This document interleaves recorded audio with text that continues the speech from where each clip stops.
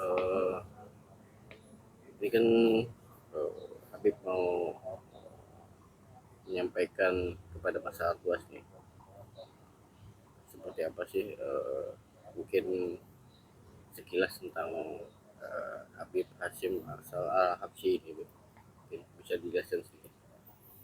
Eh, saya sebenarnya udah bukan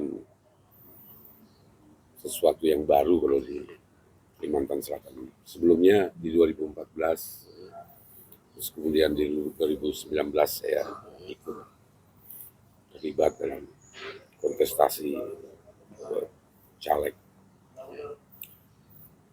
Dan kali ini berbeda dengan sebelumnya, saya masuk ke Kalsel 2 yang meliputi Banjarmasin, Banjarbaru, Kota Baru, Tanah Kubu, dan Tanah Laut. Jadi sepanjang perjalanan saya dengan pemilu yang sebenarnya sudah 4 kali, ini yang keempat kalinya, yang tidak berhasil untuk mengambil amanah dari masyarakat Kalimantan, tetapi tidak memutuskan semangat saya untuk tetap masuk dan maju dalam kontestasi ini. Karena saya melihat bahwa bagaimanapun ada ruang kosong yang semestinya bisa dimanfaatkan secara maksimal oleh seorang legislator untuk mendukung merepresentasikan aspirasi masyarakat sehingga mereka bisa mendapatkan keterwakilan yang pas. Nah, disitulah yang saya tawarkan bahwa kemungkinan cara saya bukan cara yang baru, tetapi saya mencoba untuk memberikan yang terbaik kepada masyarakat. Makanya saya bikin program ada Sapa Habib Hashim, yaitu sistem administrasi penyerapan aspirasi. Jadi aspirasi dari masyarakat itu saya berusaha kumpulkan dan melakukan semaksimal mungkin dan kemudian merepresentasikannya dalam bentuk undang-undang ataupun aturan yang capable dilaksanakan dan langsung menyentuh kepada persoalan-persoalan yang dimiliki oleh masyarakat. Prinsip dasar saya itu adalah bagaimana caranya secara artikulatif ya, menciptakan apa yang diinginkan oleh masyarakat sebenarnya. Sebenarnya sederhana, seorang legislator itu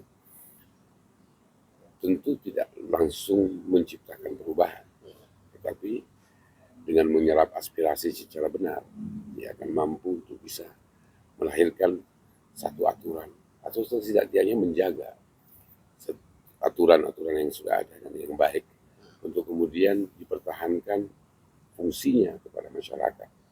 Dan tentu masyarakat akan memiliki akses secara langsung kepada saya melalui aplikasi yang kita buat itu. Dan aplikasi itu mereka akan melontarkan seluruh pertanyaan dan keinginan mereka. Dan kemudian kita ratifikasi melalui tim dan kemudian kita lakukan pendekatan. Selain kita sudah juga melakukan tindakan pengecekan di masyarakat terhadap kebutuhan yang dimiliki oleh masyarakat Kalimantan Selatan, khususan terhadap masyarakat Kalimantan yang ada di Banjarbaru, Banjarmasin, Kota Baru, Tanah Kubu, dan Tanah Laut. Oke. Mungkin di Banjarbaru sendiri apakah sudah ada masukan-masukan dari masyarakat yang mungkin nanti akan dilakukan? Ya, sejauh ini yang kita lihat bahwa banyak hal yang belum maksimal ya, bisa diberikan kepada masyarakat Banjarbaru. Dan kami melihat ada beberapa persoalan-persoalan mendasar. Persoalan mendasar itu seperti transportasi yang memadai, terus kemudian tentu saja dengan infrastrukturnya, meskipun sudah secara umum sudah sangat baik, tapi kita harus upgrade dan tingkatkan lagi lebih baik. Terus bagaimana persoalan bagi menyerap tenaga kerja, karena Banjarbaru dengan jumlah penduduknya itu masih menyumbangkan juga beberapa ribu orang yang belum memiliki pekerjaan. Ini bagaimana bisa dicarikan jalan keluar supaya seluruh masyarakat, terutama yang fresh graduate, orang yang baru selesai kuliah, itu bisa langsung dimanfaatkan tenaganya dan mendapatkan pekerjaan yang sepadan dengan kemampuan dan tentu saja dengan kebutuhan daripada Banjarbaru itu sendiri. Pendidikan dan kesehatan tentu masih ada celah-celah yang harus di-upgrade dan diberikan kepada masyarakat. Karena kita tahu bahwa meskipun sebuah kota yang berkembang dengan sangat bagus, Banjarbaru juga masih menyisakan daerah pinggiran yang perlu perhatian. Dan perhatian itu tentu saja dengan memfasilitasi masyarakat dengan berbagai hal yang berhubungan dengan kegiatan dan aktivitas mereka sehari-hari. Jadi daerah yang bersentuhan dengan sungai misalnya itu mesti ada satu gerakan yang pasti, pembersihan dan usaha untuk penyuluhan kepada masyarakat tentang bagaimana memanfaatkan sungai itu secara sehat dan secara benar. Dan tentu ini harus dilakukan dengan cara yang berkala dan berkesinambungan, tidak hanya satu saat saja. Nah, bagi kami legislator tentu kita akan mencari terus apa kira-kira harapan dan keinginan dan aspirasi masyarakat terhadap kebutuhan mereka selama ini. Dan hal-hal yang perlu diperbaiki itu tentu kita akan kerjakan secara lugas, selain juga melakukan penyerapan, mendekati masyarakat secara langsung terhadap apa-apa sebenarnya yang paling mereka butuhkan sebagai skala prioritas ya. Jadi motivasinya tadi lebih menyediakan apa yang dibutuhkan oleh masyarakat. Oh iya, kadang-kala yang dibutuhkan oleh masyarakat itu tidak selamanya mereka mampu sampaikan. Itu kemungkinan either adalah satu, dia berada dalam posisi tidak memiliki orang yang bisa menyampaikan, bisa jadi. Atau mereka tidak sadar tentang kebutuhan. Karena kemungkinan kebutuhan yang selama ini yang mereka hadapi adalah kebutuhan keseharian yang menyangkut sandang dan pangan.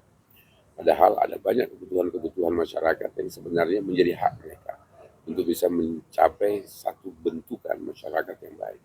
Nah, tugas kita adalah menyerap ini, menciptakannya menjadi kerja nyata, baik melalui kerja ad hoc. Ad hoc itu adalah langsung menangani berbagai persoalan yang dihadapi itu dengan berhubungan dengan pimpinan daerah, sampai kemudian idealnya seperti apa itu melalui undang-undang. Tentu saja ini akan dikonstelasikan, disesuaikan dengan kebutuhan undang-undang yang berada di DPR, tingkat kabupaten, provinsi dan pusat nanti.